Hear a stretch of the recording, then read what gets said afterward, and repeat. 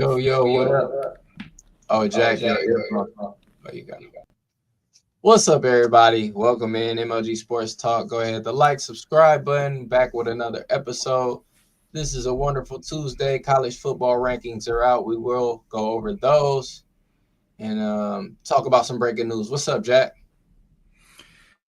Yeah, man. Sorry about that. I just was grabbing my earphones at the same time. Just excited. Another day. Let's get after it. Yeah, let's get straight to it, man. Let's talk about this breaking news, these latest updates.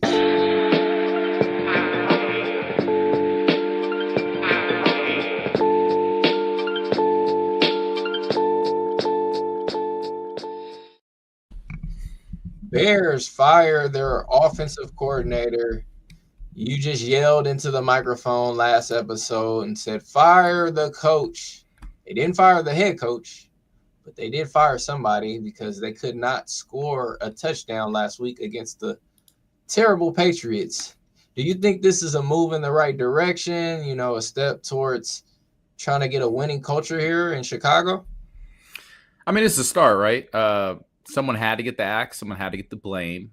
Why not the offensive coordinator? I mean, the offense is what the major issue has been with, is they can't score points even when the defense is, getting the ball back. They can't move the ball. So it starts there, but I think it's still not enough. I mean, at the end of the day, this head coach is going to have to go. I saw some sort of stat, I think it was on Twitter or something today, and it was like a whole bunch of different players, or not players, a whole bunch of different coaches from his coaching tree there have been fired.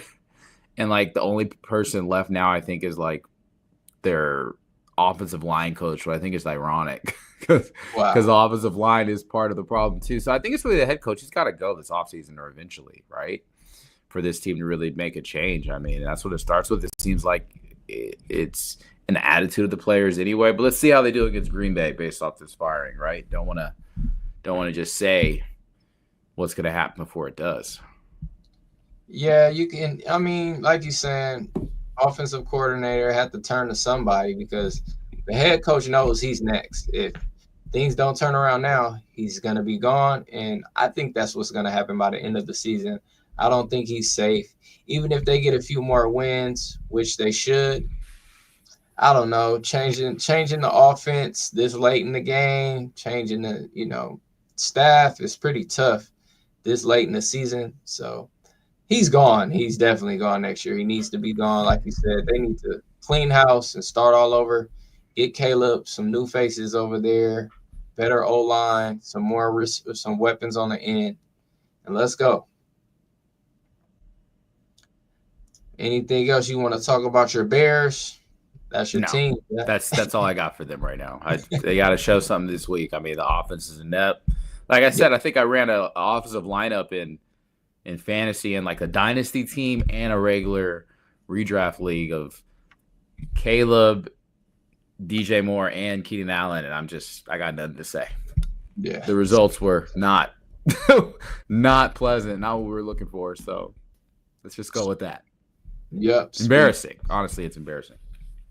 Yeah, I hear you about that. Well, the Chiefs are getting some good news. They are still undefeated on the season.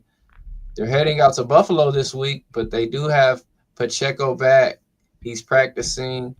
Omenu, DN, he's returning to practice as well. We don't know their status for the game, but sources are saying they're practicing, they're on the field. So that's good news for the Chiefs. They're heading in the right direction.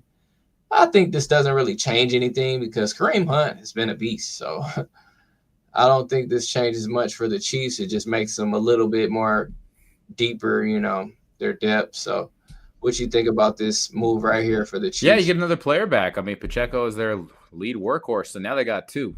I mean, it's just a benefit for them, but I think it's going to, again, hide the fact that there's just something off with their offense at the end of the day. Is why they're not going to win at all. It's cool to see. I want to see how they're going to mix it up between Pacheco and Hunt, what the parity between the two is going to be. I guess we'll see. But Andy Reid, again, best coach in the NFL right now, so it's not going to be a problem for him. But this could be the caveat kind of, trying to work them in as to why they lose to the Bills this week. Maybe, I don't know. I guess we got to see. Yeah, history here is on the Bills' side. I know a lot of people are going to run and want to bet on the Chiefs this week, but I feel like you had 9 weeks to do that. You know what I'm saying? You had a long while to do that. Bills have been rolling as well, but Bills are at home. They turn up for this game. Bills Mafia will be in full effect. Like the Bills in that game. Uh, Tough game to call, but I do like the Bills in that one this week. All right, let's move along here.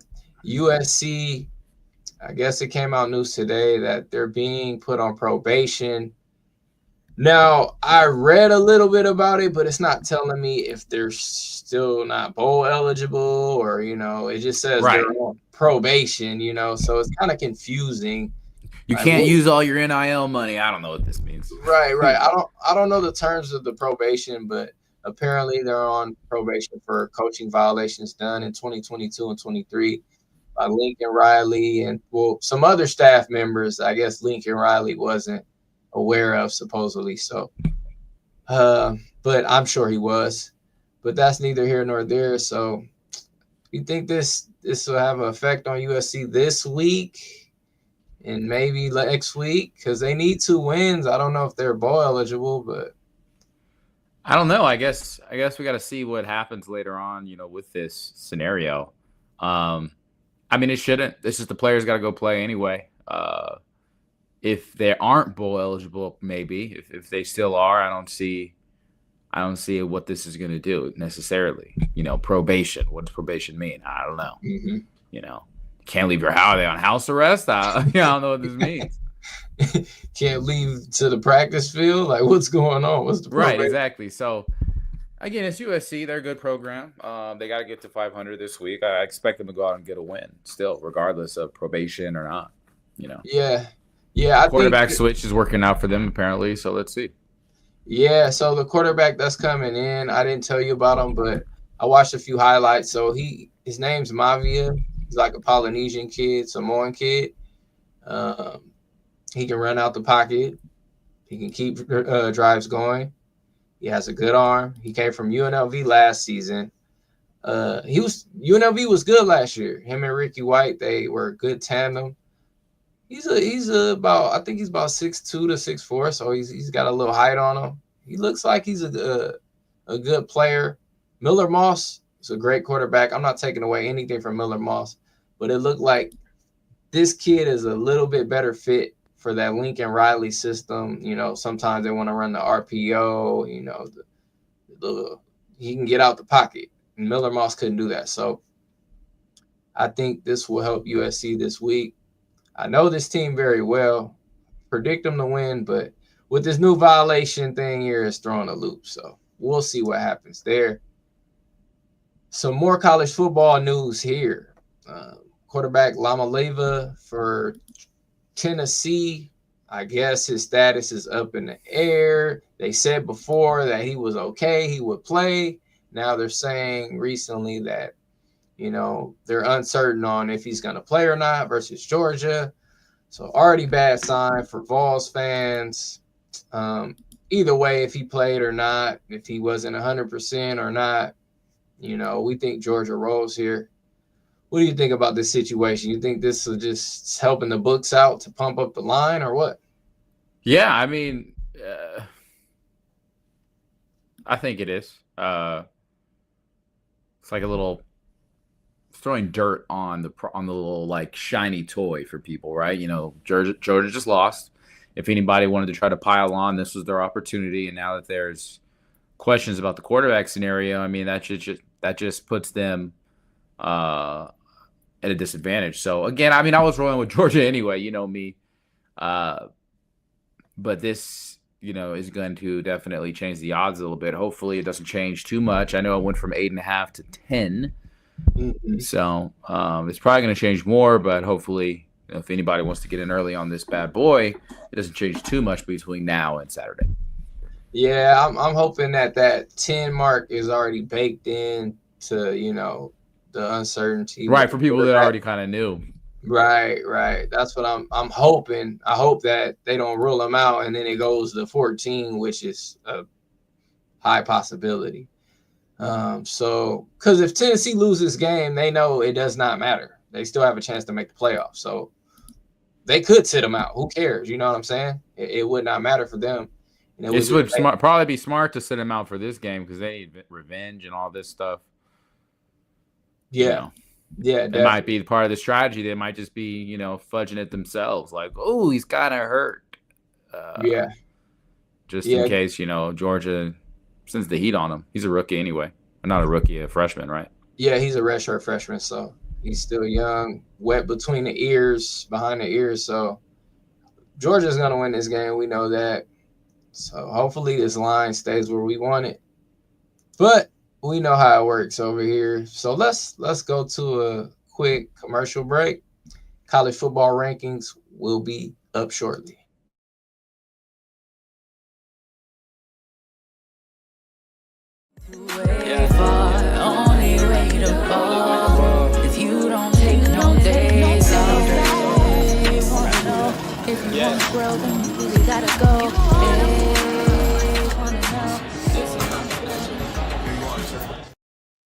Yes, sir. 20K parlay motivation for y'all out there.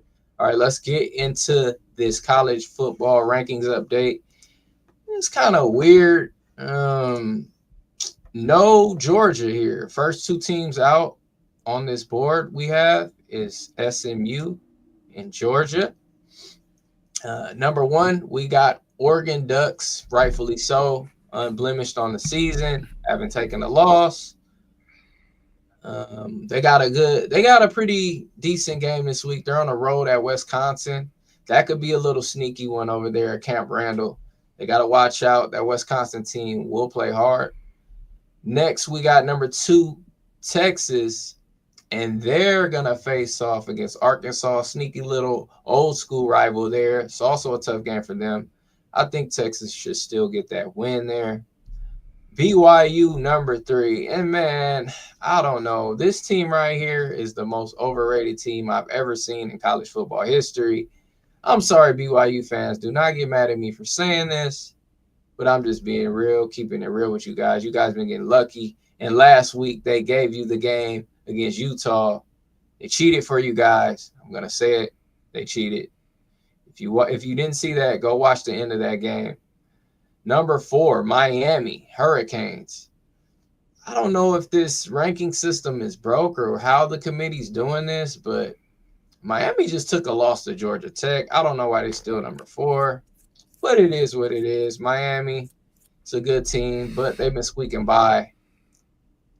So this matchup, if it ended today, number 5, Ohio State would face off against Boise State. We know Ohio State will roll there. They have the good line. I don't see Boise State doing anything against that team. Number 6, Penn State would face off against Ole Miss. Keep in mind, this playoff bracket will change. We still got 3 more weeks left in the season. A lot's going to happen. But if this matchup happened, I like Penn State in this matchup. Ole Miss does have a good D-line, but I like the line for Penn State on both sides of the ball. Number 7 versus 10, Indiana. This would be a bad matchup for Indiana. I don't think they have the horses to keep up with an Alabama team, so I would definitely have to choose Bama in that matchup. And then 9 and 8. So Notre Dame will be facing off against Tennessee if it ended today. And we see Tennessee losing this week, so we know this is going to change. But for this purpose, for this sake, I would take Notre Dame in that matchup just because Tennessee has a freshman quarterback. So current rankings right now, I'll go back through them. Number 1, Oregon. Number 2, Texas. Number 3, BYU. Number 4, Miami. 5, Ohio State. 6, Penn State. Number 7, Indiana. 8, Tennessee. 9, Notre Dame. 10, Alabama. Number 11, Ole Miss. And number 12, BYU. And yeah, so there you go. There you have it. And I don't agree with these rankings. If I could change something, Ohio State would probably be number 4 just because Miami lost this week to a terrible Georgia Tech team. So what you think about those rankings, Jack? I mean, disappointed. Yeah. Disappointed in Georgia not being on there. They did take that loss to Ole Miss, so deservingly so. But I feel like there should be a 12 or 11. Like, I don't understand them being off of the list. I know they're going to probably win this week, so they're going to be back on, but still. But, I mean, that's not your call. So, again, I still feel like, when looking at, this, even the ones that have the bye, like 1, 2, 3, 4, I just feel like something's missing on these college football teams. I don't know what it is. I know Oregon, it's still Oregon, they score, but Yeah, I don't know. I don't know what it is. I don't know if it's just the targeting penalties. It's making defense not playing this. I don't know what it is exactly, but I can't quite put my finger on it. That's just how I feel this week. I know I was all about it last week. That might be because Georgia was higher, but I guess we'll kind of see how this weekend kind of goes, and I'll maybe adjust what I think from there. But I there's just teams that I look at on the list that I know are not going to win in the college playoff, and I think that's what it is. That's what I'm looking at, and it's disappointing. yeah. There's definitely some teams I don't think we hear. I mean, they've been winning. They're undefeated. It's 2 teams at BYU, like BYU top 3. Come on now. And then we got Indiana.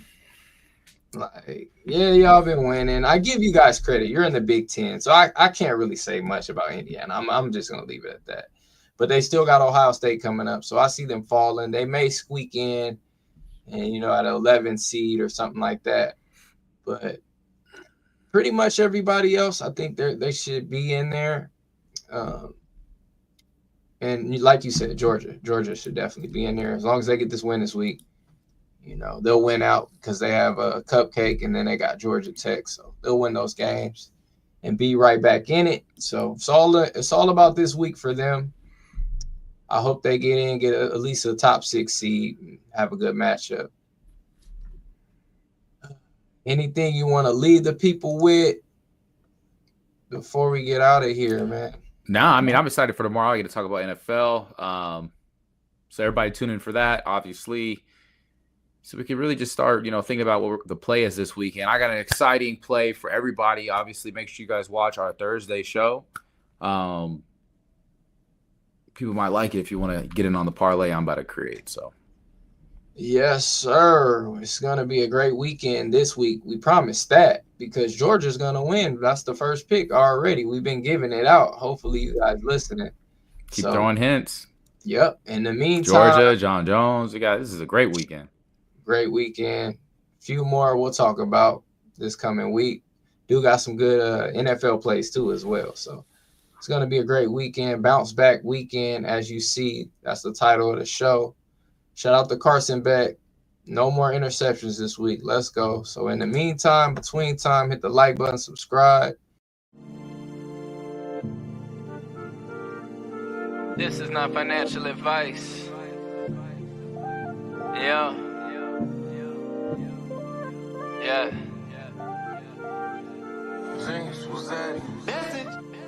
Nah, don't judge. Eat how you gonna eat, keep it legit. And please don't bother me, rather in advance. Or you hit the lottery, buy new commodities.